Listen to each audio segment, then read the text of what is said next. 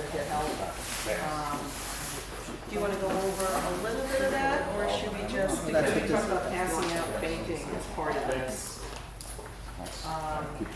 Lay the person down, put their legs up if they're fainted, so that the blood flows into their head. Take their blood pressure if you have your arm on cuff there. I don't think we can. Consider why they fainted, you know what happened. Nancy, could you speak up just Well, a I'm little sorry. more? If it was lack of fluids, like they're dehydrated, you know, if they're alert, you can give them a little sips of water or juice. If you suspect a cardiac event, then follow the instructions in cardiac event. We're going to take you further into CPR and whatnot. So we're going to just finish. You want to do choking first, and then we'll go right into this, because it's sort of like disjointed, because you want to do CPR next. Yeah, so why don't we just do choking while we're on it, and then we're going to go, because these are the emergent things that happen. So if somebody's choking, what do people do when they're choked? What do they usually do? What's the universal sign? They usually will grab their throat. They can't cough, they can't laugh, they can't speak. You can actually go up to them. Give me you. Give me you. You know? She's holding her throat. Yeah, she's like, she's just got a hot dog, you know. And Judy, can you speak? Judy, and she's turning blue, you know. And she might pass out and actually fall on the floor, and I'm going to lower her to the floor. But before I do that, I'm going to want to try to get that hot dog out, right? So, you know, you can come right behind the person. You know, it doesn't matter how big or how tall they are over you, or little, but you want to put your fists in, right? You put your thumb in, and like this. Put it right near above their belly button there. Put your hand in, and you're going to thrust up, in and up. Here comes my yogurt. So that you can actually put pressure up into the diaphragm here, so that it will push the food out, the piece out. Keep going until they pass out, or until the hot dog hits the floor, or whatever. There's also this thing, because some of us are arthritic, got bad hands, or we're not strong enough, but what are you going to do? There's this thing that I got called Life Hack. I don't know if you've seen these. It's like a toilet plunger. Actually, it has that kind of mechanism. This is a mouthpiece for an adult, but there's one in here for children, very tiny, because children choke on stuff all the time, you know, when they do. Very tiny one. This comes off. It goes on here. You can see the hole is big. So that could be a dog, that could be a piece of meat, you know. And how this works is it's actually just like a plunger. You put this on for an adult. You can actually do it to yourself. Actually, if you're choking and you're alone, you can actually take a chair and just lean over the chair, you know, and try to help yourself. Just push the thing out, you know. You can lean over anything, you know, as long as you can get pressure. But this is something you can use for yourself too. I mean, I'm going to have it in my kit, so you would just have to go run and get it. But, you know, you can see this is where the nose goes. And the object is to place, push, pull. And so you can see it has this like accordion-like thing. And it actually has a suction. So it's supposed to actually pull the food, because most foods get stuck like right here, and that's where the air is trying to go through. And that's where you're going to get no oxygen. So you want to get that and then dislodge it, pull that right out. So when you place and pull, you actually, I can feel the suction on that. You can actually prop yourself up against a wall. You know, so you have some sort of a ability to hold yourself up, and then it's kind of tricky, but it's, you know, they work. And if you use the parts, they will replace them for you for nothing to keep it on your boat or your car or whatever. Can you get that in a pharmacy? How did you get that? I got this online. Yeah, but I mean, is there something I don't know that if can it be is. that's It's on sold? TV now, so it's getting pretty out there. If you want to look at it, I'll pass it around. But it's when you have children on board. I mean, it'd be nice to kind of have $69. You know, I'll pass this around. Just another little object. What's Comes the in a mechanism? smaller packet. Push and pull, which one actually? Well, Are you you forcing place. something in when you push? Yeah, it's almost like you're flushing a toilet. You know, trying to get the toilet plunger. But you don't know want to how force you- that. I know what you're thinking. They say that when you place it and push, you're making this pressure, but the suction happens right after that. So as soon as you place it and then pull, it just it causes more pressure. You need a column of air to the piece of food, Ray. That's what, when you're pushing in, you're filling that It's creating a pipe so vacuum. that when the suction, it's got, that column of air grabs the food. It's like a I was vacuum. thinking also when you push it or you're pushing it back, that the suction is so much stronger. If you don't have that column of air, you can't get a suction. So you're putting that column of air in. There are also a bunch of Chinese knockoffs on those without, not a racist, but I would buy the original because we know it's well made. Interesting, I didn't know that. Yeah. Anybody have any questions about that? It's just another device out there, but you know, the Heimlich maneuver works very well. And of course, if the person passes out and they still have food in them, is everybody CPR certified or anybody that would like to be CPR certified? Because, you know, I think everybody here should be CPR certified. What if somebody on the dock out here in this other party needed help? And like, we're here to help our community anywhere we are. The more we know, the better. They have two types of CPR now. The lay person, hands-on CPR, so you don't have to take a test. It's not a big deal, and you could do them in a couple hours in any of your local churches or whatever. And then there's like BLS CPR where we really do, like I have one of these mouthpieces on my boat too. You know, because you just don't know who you're giving air to, you know, maybe. So these are kind of things to have. But Ray, do you want to talk about CPR next? And Yeah, think about getting certified as a layperson. it's easy to. The layperson level of it is the American Heart Association calls the Heart Saver course. And Heart it's, Saver, you know, yeah. people run it for maybe for a donation. You get it as a fundraiser. People run a course for a fundraiser. And it's pros that actually conduct the course. And it's enough for us in our setting to keep a person alive long enough for the professionals to get to work and do whatever they have to do. So I echo that very strongly, that everybody over the age of 12, say, should be CPR certified. So at least the heart saver level. Ray, is there any, once you get is there a follow-up requirement? Recertification, 2 years. The only reason I ask is, I mean, I've seen certain CPR presentations, Power Squadron does them, whatever. Sure. You forget. Yes. You don't use it, right? That's why I'm asking, because like right now, you're gonna do it, I assume, and there's one thing I know they say, like, there's a certain song you play in your head to get the right beat. I can't remember what it is now. Staying alive. Yeah, there you go, yeah. Yeah, I've been certified several times, but it's been years. so- Well, every 2 years, they do recommend. Certifications expire every 2 years. Yeah. Yeah, the first aid from the Red Cross, they have online courses you can take, and the certificates are good for 2 years. You can get CPR, AED, that kind of thing. It's really, really good. And there's an app for the phone that's a first aid kit, basically, and it asks you what you're trying to find, and you hit the button, and it comes up with all kinds of information from Red Cross, so it's great. Yeah, definitely something you guys should all do, because you just never know. And now you can even get first aid certified too, so you can learn about cuts and stuff. So Ray, do you want to bring the mannequin like over here so we can see it better? So we're going to show you like CPR, you know, for an adult. This person was choking and they became unconscious, and then you notice that they're not breathing. That's a little different situation, right, Ray? Choking is different, right? Primary release of choking, as was described. You know what these are good for? If you want to go down the HOP lane, but you're driving along.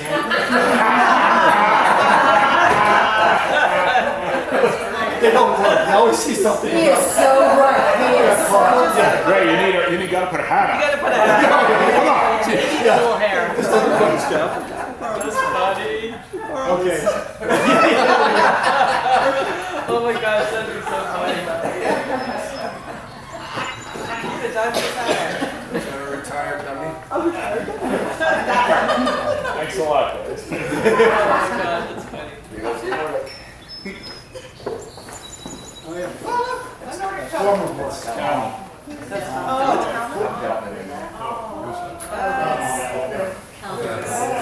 Going back to the stick. He's waving. Yeah, he's waving, yeah. And Tom. I don't think you can see us though. He's going to Paris on Wednesday. Cardiac events, there are several. You might have heard of congestive heart failure. That's a chronic condition. It increases over time as we get more inactive, we get older and all that. And that's not what we're talking about here. We're talking about heart attack or cardiac arrest, which are different. And when a person's down, you don't probably know what it is, unless you can detect a fibrillation in the carotid artery. We'll look at this later, but which you normally can't, right? You can't. It's the heart rate, the heart's pumping, but very shallow and very fast. If you read it on an EKG, it's a tachycardic. It's you know, twice or more the range of your normal heart rate. Anyway, so you don't know when the person's down what it is. You want to get things going right away. Take care of the person.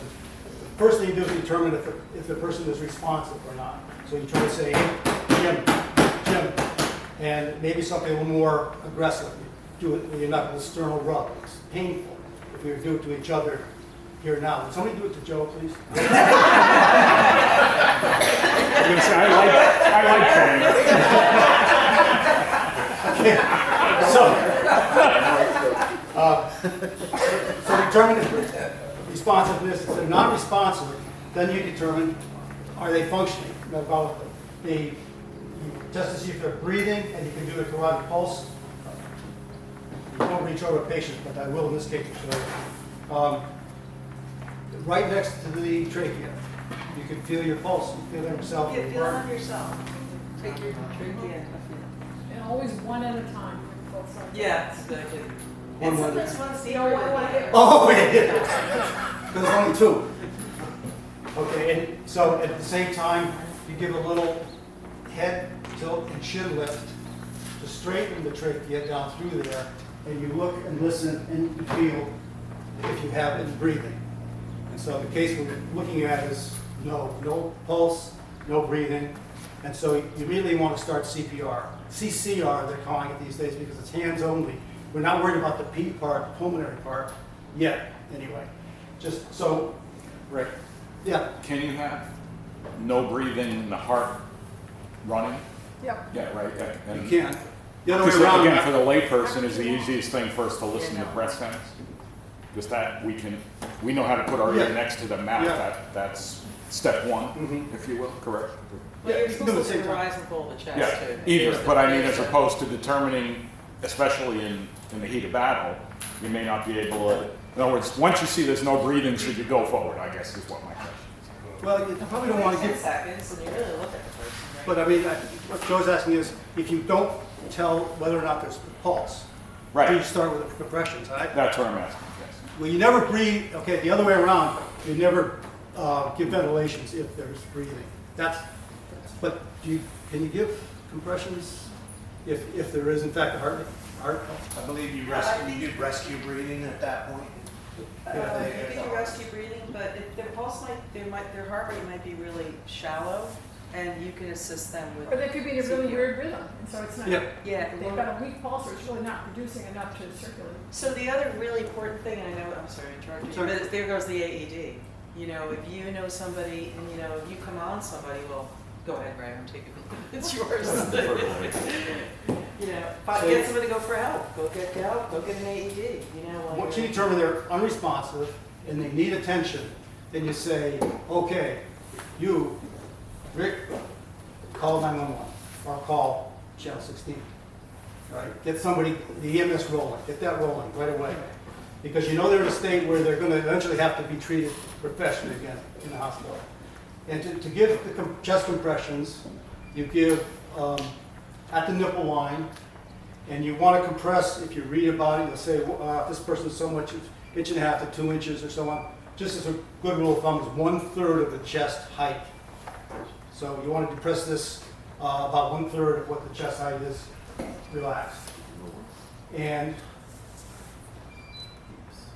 you likely break ribs doing it. You're pushing on the sternum, and you hear cracking. You do. But you're giving the tissues, the organs, especially the brain, blood, which is still oxygen rich for 8 minutes or so. And so you give the CCR, the compressions only, for 8 minutes. And this will normally be on the ground, but Yeah. like a straight arm, and you press down from 100 to 120 beats a minute. And You go far enough, this guy will tell you when it's far enough, if you listen carefully. Table creaks too. There's a little click there. That's not blinking. So it's significant. It's significant. And if a person were alive, that would really hurt. So you do that, and the protocol is you do that for 30 and then 2 breaths. 30 compressions and 2 breaths in almost every case. The exception is for toddlers and infants. I'll cover what that is. For toddlers and infants, you do 15 compressions and 2 breaths if you have 2 responders, 2 people treated, because you want to, compressions are more important. Get that blood going through. As I say, it's oxygen rich for quite a while. So they do that for about 5 cycles of 30 and 2, 30 and 2, 30 and 2. And then you apply the AED. If the AED comes in faster, then do it right away. Rapid AED and good quality CPR is really the life-saving measure. Does anybody know where the nearest AED is here? We have one on our boat. We have one right here. My guess is going to be in the office. You have one built in? Can I hook up? There's one on the east side of the building. Oh, we're that was, working on. that was Tom's phone. Oh. There's one at most marinas. You go to a restaurant, and the argument's made that, oh, we don't carry AEDs on our boat, so that's not really something we need to learn. But, you know, even if we're on our boat and you don't have an AED on board, which you probably don't, if you do need an AED, if you have a situation, you probably have it implanted, right? So you've got a defibrillator and even a pulse maker on implanted in. But there's one right on the east side of that building over there. So most places will have them. Yes? There. The breath. Now, are you doing that just to the nose or to the mouth and the mouth and the nose? Or? Yep. Mouth and nose. Okay. Any questions on the compressions first? So 5 reps of 30, and after each rep, two breaths? No. 30 and 2, 5 times. Yeah. And then apply. Yeah. Now, Ray, do you know the words to stay alive? I know those words, those 2 words. Yeah, the Bee Gees, I think. Bee Gees, yeah. The other thing, just like you mentioned, like that, if they're on a bed, you gotta pull them on the floor. Because the bed is not You need a hard surface. enough. If they're in the water, you gotta get them out of the water. If they're near water, you don't want an AED on water. You wanna make sure you're in a safe space and everybody's, you know, if you could pull them off and it's pouring rain, you know, pull them in here, you know? So you definitely want to pull them from the back of the shoulder and just hold them someplace safe for you and the person. Yeah. So to answer your question, head tilt, chin lift to straighten that esophagus, you have a straight line of least resistance to airflow. And from mouth to mouth, you pinch the nose and you blow just in the mouth. Chin lift, head tilt, mouth. Mask, if you have a pocket mask like Nancy showed, you might have these on board, you might not. These are easy to buy online too, and they're really nice.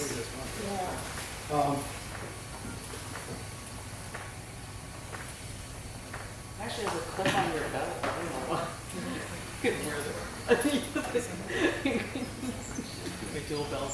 A lot of things, you know, I'm just, he said what's good for us. And a lot of these things, commercial things, I Yeah. think you gotta Load you down. remember where they are, how to use them. It's good to know the, you know, the old wise things, because I don't know that I could run and where am I gonna be where I'm gonna find that stuff quickly. Well, I have a bag and I put everything in there. And it's- Yeah, but the bag's on the boat and it's happening out here, you know what I'm saying? Yeah, Yeah. that's a very Yeah. valid point. I think Yeah. what we should be aimed at is what we have with what we have. Yeah. What we can do with what we have.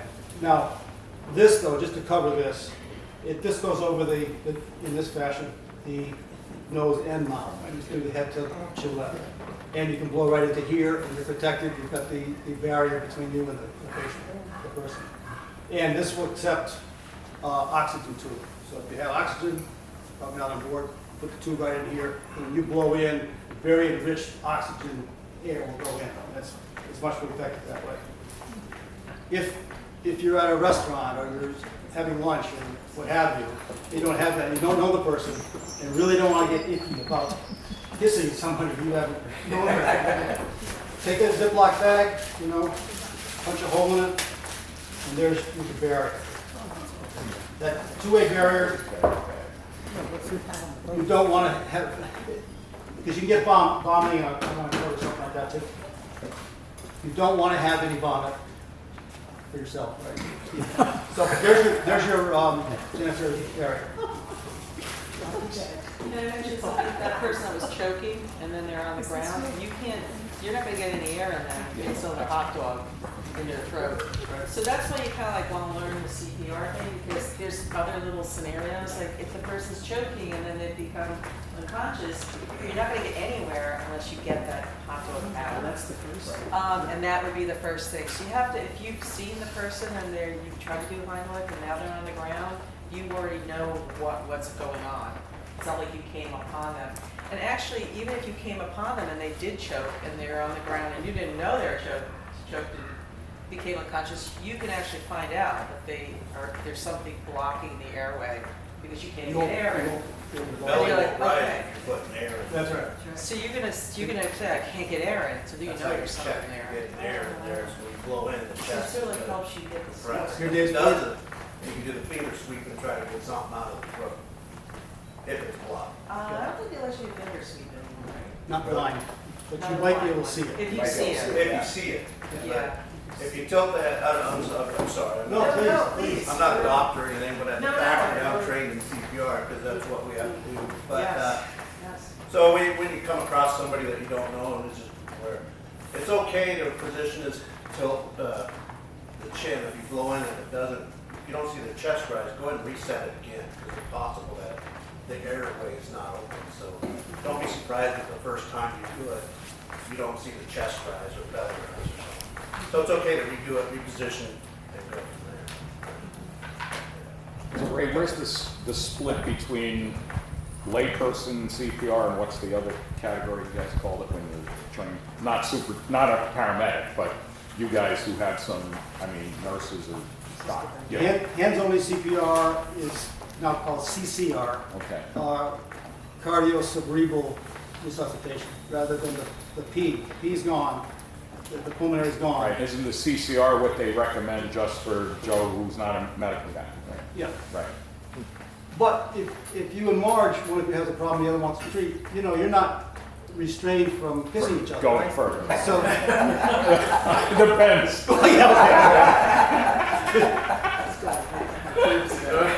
You open the can. We're practicing for our road show. No, but all kidding aside, because the last time we did one at one of the power squadron things, and it was the fire department doing the teaching, if you will, and that's what I came away with was I remember that's just called CCR, that's the recommended protocol for a layperson. But on land now, you're probably going to get help in 5 or 10 minutes, right? So then the pros come in and they go do their thing, right? But if we're in a boat, then it's probably good to learn how to do the whole deal While you're waiting for help. while you're waiting for this, right? That's really where we're going with this, correct? Oh, yeah, and you That's might be right. by yourself, doing it for a while. Right. And you're supposed to do it till you're exhausted, Mhm. And if you don't get help and the person dies, you did all you could. Yeah. So that's the important thing. And so does everybody know why I use an AED? Like, what is this thing? Why would we want one? Does anybody know what that It is? resets. Restarts the heart. Well, it shocks the heart, Shocks, Shocks. resets, yeah. and hopefully. But Ray was mentioning, if you have a flutter and you're not sure if the person's got enough heart perfusion going around, getting oxygen, this AED will help you see what their rhythm's doing. It will tell you whether they need a shock to make the heart kickstart back into a normal sinus rhythm. If you don't have one, you're kind of blindsided. You don't know what you're working without that tool. So Do all the portable AED units talk to you? Yeah. Can you show us? These days, I will show, yeah. Let me just follow up on a couple of points. The whole hands-on, hands-only CPR was developed because people didn't want to get involved with a stranger. And to take that away, let's one practice on another or treat another without the fear of contracting something, back the other way. There's another point. Oh, yeah, okay. I talked about infants and really small toddlers. I mentioned if the ratio is 15 compressions, 2 ventilations, if there are 2 responders, you could have 2 separate people doing it. Otherwise, you just go back to 32. The idea is to get the blood going around. I'll think of it in a minute. Yeah, okay, so you've gone through 5 cycles. You've covered about 8 minutes of compressions, breaths, compressions, breaths. Then, or even sooner if you have somebody that can help you, I haven't opened that yet. You take the AED off the wall in a restaurant. Okay. Don't do that. Joe, that sounded like you. I was gonna say, it's Sorry, I don't. You open that, and several different, they call AEDs automatic external defibrillator, but they're semi-automatic. It won't shock unless you push the shock button. All the pros have ones that are automatic. The paramedics as well. The EMTs don't. But anything you see is very user-friendly. They talk to you, they tell you just what to do. And the reason for that, again, with the hands-only CPR, is to take the intimidation away from somebody who wants to treat somebody but may have reservations not to. Okay, so just open up, start it. Remove clothing from the patient's chest. So you want to open that up, cut it if you have to. Open packet and apply pads onto patient's bare skin. Pads from, Pads as shown in the pictures. Open packet and apply pads onto patient's bare skin. if you notice on this one, some don't care. Pads as shown. But they show you where to put the pads. Some it doesn't matter which pad you put where. This one it's dead center. So this one says on the lower left quadrant, even around to the side. Apply pads as shown in press pads firmly on skin. Apply pads as shown in the pictures. Apply pads If as a shown in the person has his own pacemaker or onboard defibrillator, it'll often be right here. This The right side, side? On the left side? the left side. Okay. We got one. Point is, don't put one of these over, right over the pacemaker. If you have, if it's in your way here, go around the back. Generally, that's the design, where you want to place it.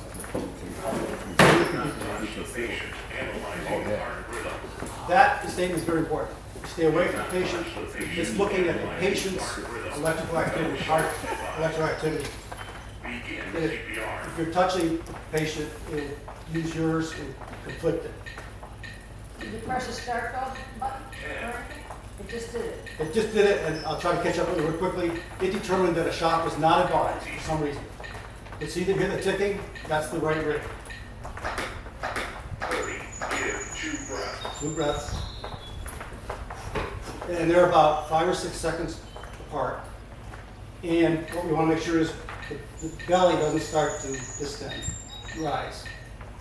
Because if so, you're pushing it down the esophagus rather than the trachea.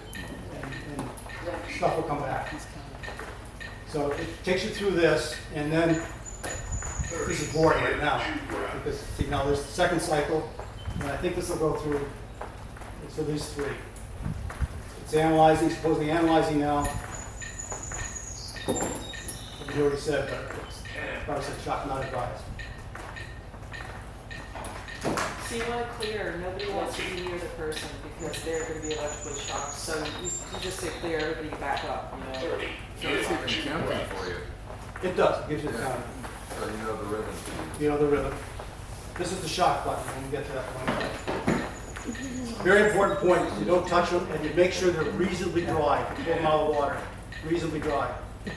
So again, the breathing, you tilt the head back and you pinch the nose a little bit? Is that- No. You don't pinch the nose? No, because you really can't. Figure Oh, I that see. just took 2 And you weeks put for the him bag to in meet the on hole. board. It depends, if you have a mask, yes, but again, we don't have everything on board, Use so the bag in the hole. you would then pinch the mask And again. then you breathe, you put Yeah. a couple seconds between each. Yeah. Right. And you get it up and you'll see the chest rise, and then let it go down, and then do the second one. Take your time, because you want to get the air in, and then Right. go right back to compressions. Okay. You have 2 people there, the person at the chest is Right. like ready to go, and they feel the second puff go in, and then they're ready to go. to Start. start. Right. Yeah, so you just keep it Yeah. going, you know? A question, does that have one volume? The patient, analyzing Does that rhythm. Yeah. speaker have one volume Do not touch. This when one it's does. speaking to you? So if you're in a situation where it's really windy or noisy and you cannot hear what that thing is saying to you, so you can raise the volume. Yes, this is just. Oh, okay, just that's on the fine. camera. I think that's good, that's great. When we were just talking, if I could interrupt for a minute, Sure, oh, sure. it said shock and Give blind. 2 breaths. So, I don't know why I continued when I didn't shock, but it's saying, okay, shock, it didn't work. Now, they say no shock and blind for some reason or another. Either they have a pulse, a spontaneous pulse of their own, or they have absolutely no pulse, in which No electrical. no electrical activity. 30. In that Give case, 2 breaths. this isn't gonna help you, because, as pointed out earlier, this AED doesn't start the heart, it stops the heart. The fibrillation of your left side, which is the main power horse in your heart, 10. power horse in your heart, pumps the water around the bulk of your body. If that's in fibrillation, it's hard to show it. Normally you want it to be lub, lub, lub, lub, 30. lub, lub. Give 2 This breaths. is quivering like that. This will detect that and say shock advised, because that's the thing it wants to stop. And then the normal rhythm of your heart, activity of your heart from the sinoatrial node, starts up your heart again, and hopefully that's 20. I think you've already saved it. 30. Give 2 breaths. So now, if you It's have rare. children, Frankly, it's rare the person is safe. what did you say? Yeah, I'm sorry. 10. maybe I should have said that strongly. It depends on how long this person's been down. If you see the person collapse and go down, then success with all of this equipment. Yeah, you have to do it 30. immediately. Give 2 Right. It has to breaths. happen immediately. Almost, yes. But if you wake up in the morning and your partner is still, Stop it CPR. could be, Do not touch the patient. Analyzing heart rhythm. Do not touch the patient. Analyzing heart rhythm. No shock advised. Begin CPR. it's detecting something enough to have you keep going. There's no heart rate in that thing right there. No, but this is all pre-programmed, of course. So, did I answer your question? Yeah, I just wanted you to repeat what you said, because I didn't hear, but I heard you the second time. All good. Okay. Oh, yeah. Sue, you have I just have one more question. Is this a battery thing? this? Is that Yes. a battery operated? Yeah. Yes. The ones I operated- presumed it was, but, Yeah, you have to check. Oh, It you has have a- to check with that. It has a 9-volt battery in it, Okay. the ones that I have, I'm sorry, and it comes out the side, and I have to check it on a wall at the church every month, that the green light's going, because you don't want to have something dead. So it's And got I an, changed it's got an the indicator 9-volt on it, and that battery. goes red. Yes, Change the battery. yes, so you have a little green flashing light, says that your battery's good. It usually lasts like 5 months, and I change it before then. hopefully you never. And then actually, when you put the new battery in, it actually goes through the whole process, you know, it's working. So we're gonna keep going. If you guys want to Yeah. plan this, because we have a lot more stuff to go. I'll leave this out, okay, so you can practice. Any questions? Or? No, I just want to mention that when we do, after this is done, the waxing and detailing demonstration is going to be on my boat. Is it really? Just going to do a little thing on the transom, just Oh, to. really? Is that at 11? Yeah, our boat really. Goes to the highest bidder, man. Anyway, It's a fundraiser. To show support for these two young entrepreneurs who are here, I'd like, even if you have a painted boat, you could just be down there. Is it at 11? Do we have to be strict about 11? No, Okay, so let's just keep going. they're This is, fine, so don't worry about it. all right, well, did everybody get the Coast Guard to come and look at their dinghies yesterday? Yeah. And stuff? I didn't realize, because I wrote down here what you need on your dinghy, and that's like half the list that we should have on our dinghies. Depends on the dinghy. It depends on the dinghy. You're absolutely right. It depends on the dinghy, like we found out we need to have a fire extinguisher on the dinghy. You know, we have an anchor, we don't have a beaker, we don't have our throat plate, we don't have a, so there was like, ours was totally different than yours, so Jeff definitely had to check, just saying that. Is that based on size, type of tank, motor, all the If it above? has a built-in fuel tank and things like So that. it becomes more like a real vessel? Yes, Okay. yes. Exactly, he asked us the capacity of the passengers, and Russ had the same dinghy as us, and he said the plate should have been here, but it's not on ours, and like, No. you know, there's some things that we didn't have. But anyway, just check your dinghy, make sure you have things, because things can happen on your dinghy. You know, even a little Always first wear a aid life kit. vest when you run. Always Yes. wear a life And a vest. bottle of water, you never know. I have a bottle of water on mine, I know. Sunscreen's not a bad thing to have if you're stuck out there, I know. Onboard first aid kit. I just gave you a quick list of what I have in my bag, but you know, based on your own medical stuff. Yeah, and also if you have a ditch bag near the door, you know, all your medicine should be there. You know, think about that ditch bag too. We didn't talk about that. That's a whole other subject. Okay, so look at that list, all right? And then we're going to talk about heat exhaustion versus heat stroke. You know, I put this in here because, you know, we have parties and nobody drinks enough water. And, you know, we're out here in the sun and we don't even think about that. And, you know, has anybody seen anybody have a heat stroke or Me, I've seen it. you've seen them? What do they look like? It was me. It was you, okay. Do you remember? Yeah, you guys all saw it. Oh, a few years ago, Yeah. in a hot room. So, I passed out on Ben's boat. Yeah. So you passed out. Okay, were you confused? I was definitely sick. Was anybody there? Because you may not know. Oh yeah, I think there was 3 that were gonna call the heat car on me. Okay, so the two main things about heat exhaustion versus heat stroke, as you can see from this, is the heat exhaustion person is cool, clammy, and they sweat. Yeah. Okay? The person who has heat stroke, their mental status is off, and they're red hot, and they're not dripping. So you get two, but you have to treat them the same. So if you look at this, it's kind of nice. Put them in a cool place, take off excessive clothing, spray them with cool water, put a fan near them, and just cool them down with ice-soaked towels and give them a sports drink once you know they're not vomiting anymore, because you don't want to introduce any liquids and then they aspirate or it goes down the wall pipe to the lungs.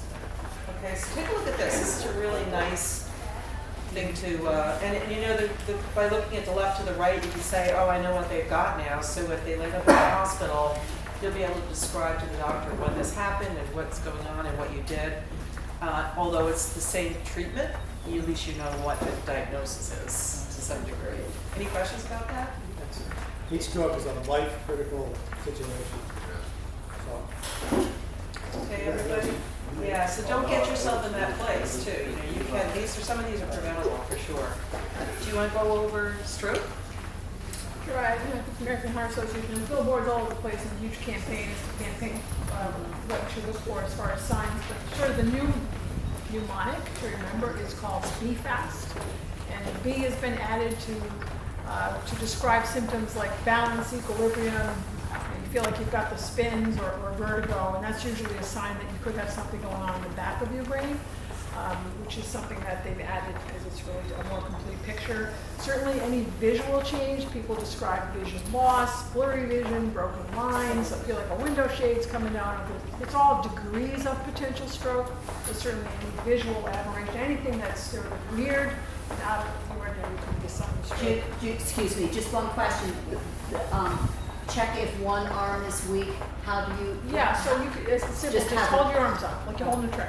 Okay. And you'll see. Oh, it's one, yeah, okay. And also, there's another sign that the hand can do this, and that's just a different part of the brain, but it still can indicate a stroke. So if you're gonna have a stroke, it's 80% chance it's a clot somewhere, Right. and then 20% chance that it's a hemorrhage somewhere. But it's an emergency no matter which way you want to look at it.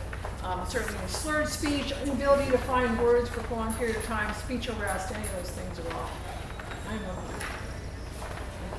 Get medical attention.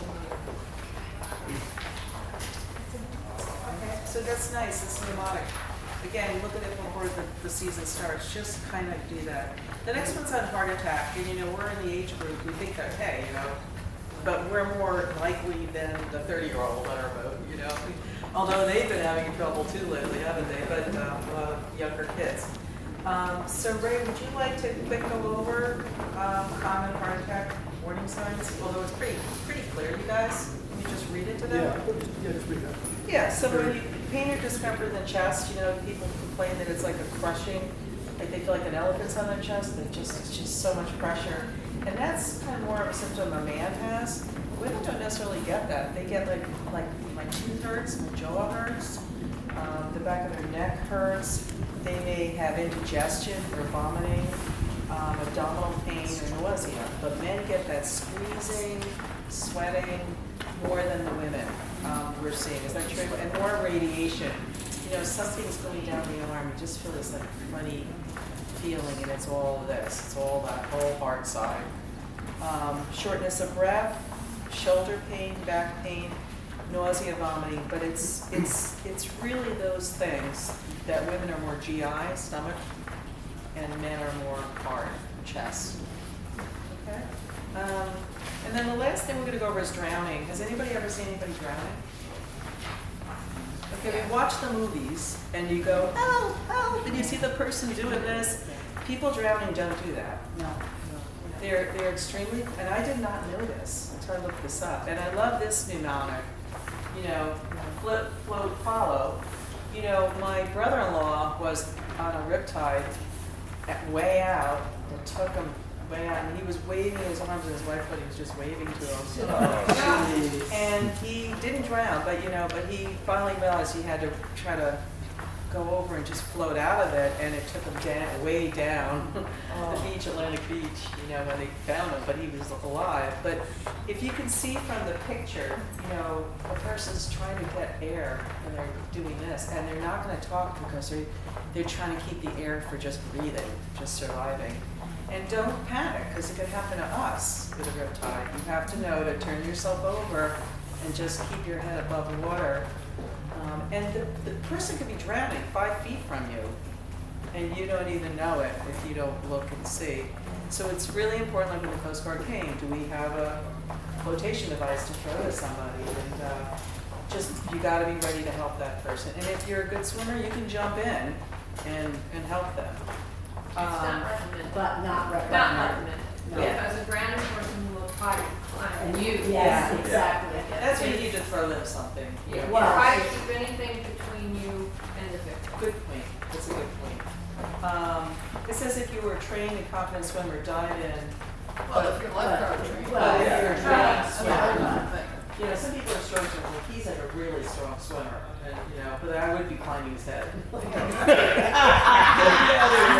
what. I'll throw in something. I'm not saying that. We're not going there. He's gonna put a brick on my leg with it. So then you go into that. But look at this really carefully. Flip over onto your back and float. Keep your head above the water. Calm yourself down. Don't panic. Conserve your energy. Do not fight the current. Follow the current along the way. Swim perpendicular to the flow. If you're too tired to swim, continue floating. Try to signal for help. So just read this over carefully. Because They say if somebody's flailing their arms, that's called aquatic distress. That's not drowning. They're able to grab something if you throw something to them. Yeah, we're drowning silent, they said. You're not seeing that. no. And you said something, didn't you? Or did you say reach? Who said this? Reach, row. If you have a boat and you're seeing somebody drowning, it says reach for the person, throw them afloat, row and go, like pull them in the boat and then get them to shore. It's another thing. Reach, throw, row, go. In priority order, the go, because the swimming, that's the least likely, none of those, when you want to do least. If you can reach down and grab it, Yeah. that's fine. Throw something to them. Or if they're further out, you can't or won't accept the roll if you have it, grab it. And then the last is swim. Well, if you fall overboard, you want to take your fall weather gear off, your boots off. There you go. It's like an And then, of course, there's CPR, because you don't know if they're drowned, and, you know, they're going to the CPR, and you got them on your boat. Okay, that's a whole other thing on your boat. So does anybody have any, oh, yes. I remember hearing this, but I've since forgotten it. You're running a boat and somebody goes over the side. Do you approach them from the downwind side or from the upwind side? Anybody got an answer for that? Put them in the lee of the boat. You want to get the person in the water in the lee of the boat, right? Yes. Okay, so you're between the wind The and leeward side. the leeward side, whatever, you know, So- where the wind is. On the windward side, the waves are slapping against your boat, you want them on the other side. On the other side, yeah. On the side of, yeah, right. So if the wind, if your boat is facing north and the wind is out of the west, you want to put them on the east side of the boat, correct? You want them on The the leeward side for sailors, but we don't know. Away from your propeller. Yeah, that's why we would say on the side, you don't want them near the stern. Before I answer this question, Nancy and Chris had a guy on a kayak. They were heading out to Long Island Sound. I don't know where they were going. And the guy was out in the kayak, and he fell out of the kayak, and he was in the water, and they didn't know how long.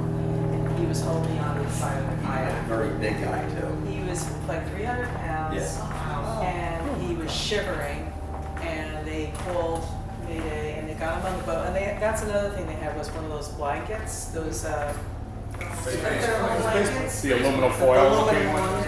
Yeah, so she took off his clothes and she dried him off and she put some warm things on him and they wrapped him in and gave him liquids and they checked his orientation and, there was a guy on a kayak. that was How'd in the they water, get him in the boat? hypothermic. Yeah, that's a good They said they had a hard time getting him up on the Both. platform, because he couldn't really, because he was so cold, he couldn't use the ladder. What time of the year was it? This was like in August though, but he was out there, they don't know Okay, how long. now, because I'm opening a can of worms. Yeah, PFDs, Oh, have your Well, laptop, you have to jack it up. Yes. just, I don't know the exact numbers, but round numbers, I this think time of he had year, his on. yeah. without a PFD, you maybe have an hour or two. Yeah. August, the water here only gets to about 70. Yeah. Each of you do what you want to do, but there's so many, Nancy and I were talking about this the other day. There's so many comfortable PFDs. We Yeah. will not start our boat until we both have our best PFDs on it, especially at this time of the year. Yeah. That's why if that was May, they would have found him dead. Oh, yeah. Well, he had his on, but he was in the water. Right, but that's what I'm talking about, the water. Yeah. If he was in, the state, you said it was really cold, that means he was probably in the water 3 hours or Yeah, something. he was out there for a while. Like Right, if that was now, they would have found him floating on his Oh, back. yeah, I agree. And it depends on how your ability is. Like Nancy and Chris, are fairly, active people. They were able to use all their might to get To this get him guy on the boat. in. Now, does anyone, I know the problem with Lois, you guys have a life sling, right? I have one. We've said I want to do a drill. I've never used the damn thing. Do you know what a life sling is? We have one, but it's not inspected. Well, But we have it's just a fabric thing. I mean, there's nothing, the thing is to, No, this you is know, something. everyone know what a life sling is? Has anyone ever used it to try to go and exercise? I haven't, I was just curious. Video. We have You can always go on YouTube and watch how it's used. If you have one, you should definitely go on YouTube and just kind of. One of these days in the warmer weather, I'm gonna jump in and we're gonna do it. That's the way. We should do that. Yeah, Okay, man. good. We could do it, we should do it at one of these rendezvous, but not at this time. No, this is too early. Maybe we'll do it on the cruise. There we go. Sorry, Darlene, your question first real quick, sorry. Well, just a quick point. A few years ago, I took a boating safety course, and obviously I need a refresher because I can't remember, but I want to make the point that they talked about if there's a person overboard and you're gonna throw out a ring, or whatever, a float, that there is a protocol for going back to get them and what side of the boat and everything. We were talking Because about and I guess a lot would depend if you have an inboard or an outboard, but also it's going forward and which way to turn. There's two things, you know, you have the prop, the motor, but also, you know, you don't want to end up running them over. And Right, so I know that, If you have someone in the water who's having difficulty because they're cold or whatever, and they can't use the ladder because the first step is way too high, one of the things you can do is take a line and put a loop in it, or put it over the side deeper, so that that person can get a foot in the loop. Absolutely. That's a great And, idea. you know, have it on a cleat, so it gives them, Another okay, step, right. I'm okay. Right. I fell in the water several years ago at the shipyard, and there wasn't a ladder. By the way, there's not a lot of ladders here. No. And I could not get myself back on the boat. And I said to Bob, give me a loop. And he dropped a line, and once I had my foot in the loop, then I could reach the ladder on the back of the sailboat and I could get myself on. But that's one way of helping somebody get on the boat and it gets them stabilized. They feel like they're attached to. that's interesting. So how do we know what side? That was to answer your question. I don't, Does anybody know? yeah, I think it's just something, I'm just making the point that it would be worth all of us going back and looking up the answer ourselves. And you turn. And if someone's wearing a life jacket also, you can pick them up from the life jacket, because I fell in and that's how many got me, you know, I had my life jacket. And another thing, you guys didn't have a cartridge in your life jacket when the Coast Guard came and checked it. So make sure you check your jackets and your blood. And make sure it's green. And it's gotta be green. So you taught us a lot yesterday. It was very, very good. Yes. Yeah, here. I just want to say that it only would make sense to me to put the person on the leeward side of the boat so that you continue to bang into them. If they're on the windward side, the likelihood of the boat drifting away faster is higher. And you pull up and almost get to them and drift away. I put them on the leeward side. Okay. Does anybody have any other questions we can answer later? Just one other thing. Yes. As far as getting somebody up on board, you've got one of the 37s or 42s where you have the dinghy hoist. You always use the tackle on the dinghy hoist. Well, that's what I want to do with the life slope. I'm going to use, she's not going to pull me out of the water, but she can pull me out using the boom. My life sling is mounted on the starboard rail just ahead of the pilot house door, so I can step out, deploy it, circle around the person. And once you've got it in the life sling, then I would use the dinghy hoist to pull them on board if I had to. That would be my. That's really good. So you have to look at your boat and figure out how I would save somebody. Right. Well, thank you very much, everybody. Thank you.